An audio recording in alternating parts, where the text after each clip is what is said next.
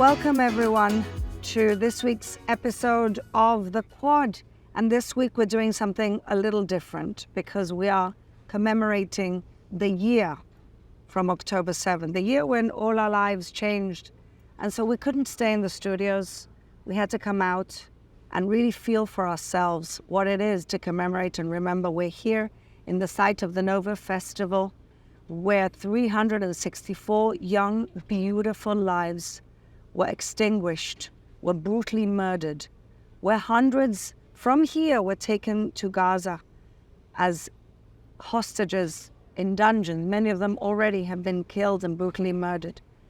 And we decided that this is how we wanted to commemorate here on the show the year of October 7th. And thankfully I'm here with some very special people.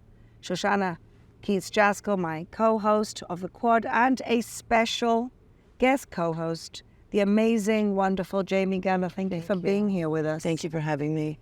And it's really very difficult to describe the feeling here because we are at a commemoration site. We're also at a graveyard, essentially. Yes. Because of the amount of kids that were killed here.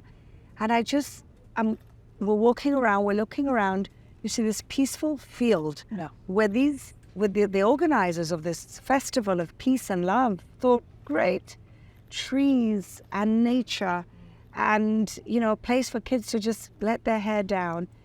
And it's just unbelievable what happened, what turned out to be just the most horrible of pogroms. It's not even a strong enough word. And Shoshana, I know you've been here a few times. Yeah. Every time you come, how do you feel? So I will say that I also have been to Auschwitz and to Majdanek, and as a grandchild of Holocaust survivors, my mother was very insistent that I bear witness. And being here is very, very heavy, and we are bearing witness. But we are also sharing the emotions and love for the families of those who are still missing and who have died here.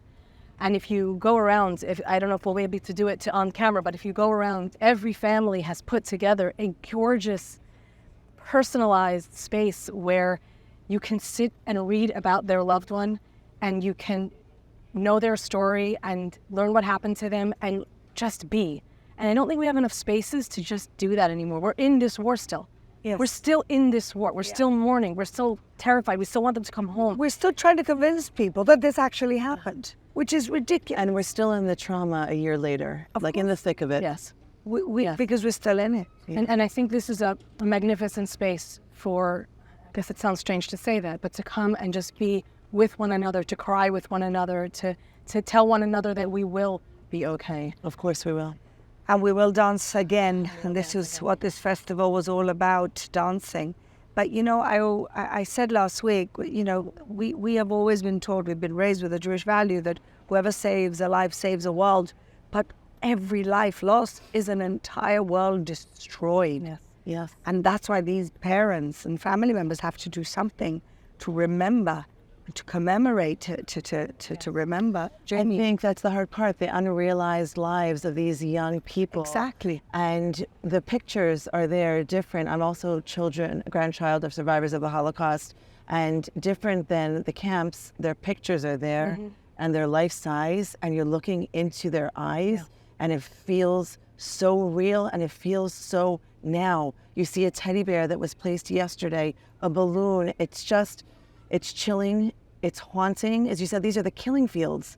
To have the memorial in the killing fields, even driving up the road here, which is the same road that everyone was trying to escape on, it's surreal. And there are those overhead shots that have become part and parcel to the storytelling of October 7th, all of the burnt cars. And as Shoshana said, we're here a year later and there's still hostages in Gaza, and we're so close to them. To be so close and yet so far from rescuing them and them living in a hell that we could see, it is, to me, I can't unimaginable. Thinking of their parents. Yeah. I can't. It's unbearable. It's unbearable. And when you think about Torture of tortures. the worst, as our friend Rachel Goldberg would say, they're in the planet of tears, their own planet of tears. They pretend to be people, but they have to literally fake it.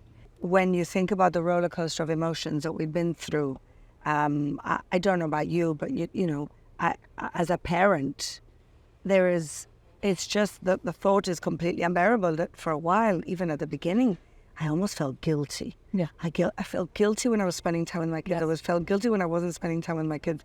I felt guilty that they were fine. I felt guilty that it's honestly, you know, I've had loss. I've lost my 2 parents. I've never been as sad and depressed as I've been this year. And I think it's this existential depression to understand that they still hate us. They tried it again. Where's the hope? Where's the hope for our children and our grandchildren to have a better region to live in? We didn't start this. I keep trying to remind people. We've tried a million times to help the Palestinians create their own state, autonomy. 2005, we left Gaza. What was the territorial claim? Why did they have to kill these people? These lovely, gorgeous young people. Could I touch, Fleur, just on the feeling of guilt? So every day when I pray, and I do try every day, I don't always make it, but I try. Not only am I praying for the hostages, but I'm praying for the families, because I feel that I can just understand from the position of a mother, Yes. just the horror. I mean, at least, you know, somehow I can be in their shoes and begin to try to grasp that feeling. As we come upon Rosh Hashanah right now, which is when we pray for a sweet, new, amazing year full of blessings, I think about personally all of the things that I prayed for last year that maybe didn't come to fruition, all of the prayers that I have for my children, for the future, for this world.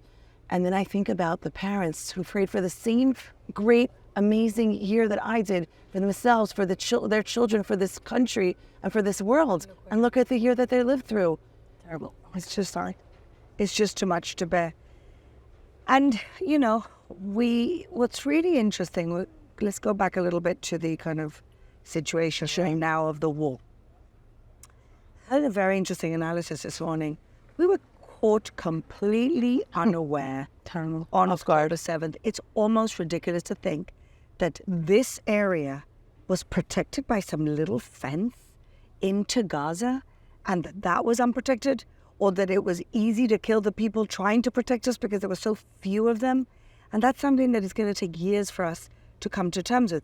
And then, what there is this kind of underestimation of the enemy. Yeah. This kind of arrogance that, they're not going to attack, even when they were having warnings. Thinking they hold the same values as us, and if they have the money, and if they have the wealth, and if they have wouldn't. And if they have the education. Exactly.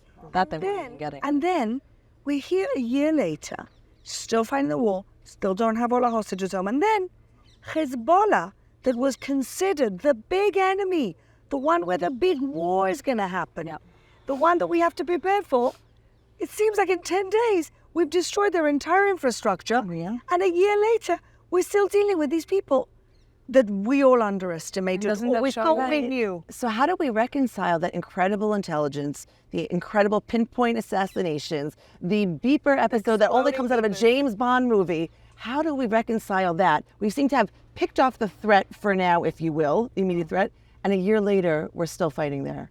And yet Hezbollah, the big Satan, you know, but we've managed to get it's an underestimate, it's an arrogance, it's a believing that they will be happy if we just give them money, the Qatari billions of dollars. So you can have intelligence, but if your intelligence is based on your assumptions, you're not looking in the right place. You're not. It's called confirmation bias. Whatever you see just confirms what you already believe, rather than something The Tatzpitaniyot told them. Yes. The girls who are sitting in Chevy with Sinwar told them stuff is going on. Things are happening.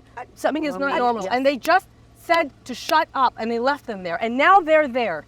And I will not forgive the IDF for this. I'm sorry, but I won't. But it's not just about the IDF, of course. It's about the leadership structure. It's about things. I believe it's about an arrogance. 100%. That we know better. And at 2 a.m, you get a call that something fishy is happening, and you don't answer that call. Yeah. It's a Yebeseder. It's also a Yebeseder. Everything will be fine. No, it won't be fine. You have to take care of it. I don't want to be good in emergency. We're so good in emergencies. I don't want to be good in emergency. I want to prevent the emergencies. Exactly. How, though, a year later, we are correcting the mistake on the northern border. Yes. Why are we not correcting in Gaza? Because we let them for 15 years build an entire subterranean terrorist infrastructure that is the hardest thing for us to do. If they didn't have our hostages, we could bomb them too. Imagine it's the New York subway and all the terrorists of the 9/11 are in there. What do? With hostages. And I think the hostages is the hands tied because honestly, Hezbollah on the northern front, we hear the booms in the background. That's how close we are when Shoshana was saying so close but so far. Close and so far. So, they've been building up an infrastructure since the 80s. They have, but we had time and not the arrogance of actually planning how to bring it down. Whereas with Gaza, we gave them protection money. Yeah, and we thought that was it, and that's what we need to do. And we knew there were tunnels. We even knew there were tunnels in the Philadelphia, and everybody was like, Shoshana says, "You're hearing the booms, guys. It'll be okay." So it's clearly not. So I love, Fleur, we were on a panel last week together. Talk solutions. What is the solution in Gaza? Well, the solution is what Bibi keeps saying, a demilitarized, de-radicalized, but it's easy to say these words. Oh, what does that hardest look like? thing to execute. What does that look like? And that's generations to demilitarize and de-radicalize. The real issue is the de-radicalization. When you were saying about education, Jamie, I mean, like when you're educated, Exactly. when a mother tells you, and I'm sorry, but when a mother tells you the greatest thing you could be is a shaheed, and you To could martyr die yourself. to martyr Correct. yourself and to kill Jews, and your math books are, if a guy kills this many Jews and then he kills that many Jews, how many Jews did he kill? I mean, what are you going to raise? But And they deserve better. I'm sorry, but they the deserve better. de-radicalization is a hard hill to climb on any day. Yes. How much more so now after a year of what they've endured? Is that really the solution? I mean, it's not a short-term It's solution. an interesting thing that you just said that, because I do think if we play it right, and we're exhausted and we're fighting many fronts. So I with all of those caveats, if we can say we want to be part of this solution, we want to change it. Look, we're not taking over Gaza. Okay, sorry for everyone who thinks we're saying we're not bringing Gush Katif back. It's not happening. I'm just saying it's not happening. That's on the table. The misconception about Israel is that we want to control the Palestinians. Lahon. We do not want to control the Palestinians. You know how difficult it is to control Jews? You think we want to control Palestinians? What we want is for them to have autonomy without wanting to kill us. Yeah. That's all we want. Yeah, I think we may have an opportunity if we play it right by saying, you want to come in and fix Gaza? These are our Tanaim. These are our conditions. These are the math books you can use, or whatever it is. This is the history. Without totally dictating. Bring in moderate Sunni countries that have de-radicalized their societies, Fleur's very like the Emiratis. I want them to have good societies and do better for their children. That's all Israel has ever wanted. The problem is that the Palestinian leadership, be it Hamas or the Palestinian terrorist leader here, have been completely invested in the destruction of Israel and not the building of their own country. Right. That is a problem, And the martyrdom of their people in the name of destruction of Israel. It serves their purpose. At any price, like Iran, like they say about Iran. Iran will go to the last Arab, because they're not Arabs, they're Persians, until Israel is destroyed. That has been the investment. The investment has not been in building their own societies. The investment has been in destroying ours, and that's the switch that has to flip. They have to want more for themselves. Their leaders have not been great leaders. They've made themselves rich while selling the false hope of destroying the state of Israel. While also perpetuating the state of victimhood for generations. Yes. In what other place in this world do you have refugee status, grandchildren and great-grandchildren? Living in LA. You would be what? Second generation Czech? I would be refugee? Hungarian, Romanian, Transylvania from that's 3 refugees. What would you be? Pretty much Polish. Polish. I would be 10 generations Spanish refugee. We were kicked out of Spain. And that's not how Jews roll. Right. We just move forward, we rebuild, we push forward, and that's really the sickness in that society. But my hope in the last 4 years, has been these moderate Sunni countries that I have been to, the UAE, Bahrain, Saudi now. That, to me, is the light at the end of the tunnel, that things can change, and we need their help. Yeah. And the Palestinians need their help in order to bring a better future. It's so unbelievable how the Accords have, to an extent, held up through this October 7th experience. I would have thought that would have been the first thing to crumble. And I think that shows the dedication and, as you said, the moderate, forward-thinking future vision of a region, a peaceful region for all of our children. And I think that we need to lean into that and stop imposing ourselves. We don't like when Western society imposes their cultures and values on the Middle East. It's a different playground and playfield altogether. I think at the same time, we have to stop thinking about the books and the education and what we let in and what we let out, but let them come in and do the work with their brothers. Absolutely. And Bibi made a speech on Friday afternoon about the blessing and the curse, which is in the parasha. It says, here's the land for you. You could either turn it into a blessing or curse. And I think what Bibi missed in his speech is the fact that, yes, the region can go towards a curse by allowing the Islamic Republic to take over. But also we can bring the curse on ourselves by being divided. Completely. I'm so glad you brought this up. Each other as the enemy, whether you're religious or secular, whether you're right or left, whether you're man, woman, whether you're whatever. The biggest threat, the thing I worry about is ourselves. Completely. Because we've been sovereign in this land before, and it was ourselves. We are fighting amongst ourselves that got us expelled, and God makes it very clear. So Bibi wants to take the blessing and the curse towards Iran and Israel. We also have Sababa. yes. But don't forget that the blessing and the curse in the context of the parasha is about our own disunity and not doing the right thing. And that's really what the message, if anything, we've learned from this horrible price that we've paid and these families have paid should be that please, everyone, we need to be one family again. Correct. And not divide ourselves into millions of pieces. I love that you brought God into the picture. I think that's the most critical thing. And if I had one thing to say about Bibi, he's not bringing God into the picture enough. And I think that it's super important, especially here with the New Year is upon us. And we need divine intervention here. We need heavenly assistance. We need to act to each other like we expect to be treated. That is in the Torah. And if we are still in this situation a year later, which we find ourselves in, because we have more work to do. And obviously we want, as we spoke about, the moderate nations to come in and to help with the de-radicalization.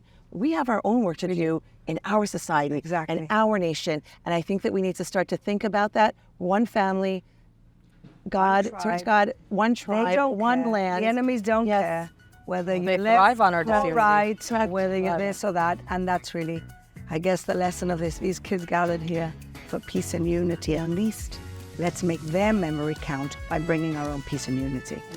Amen.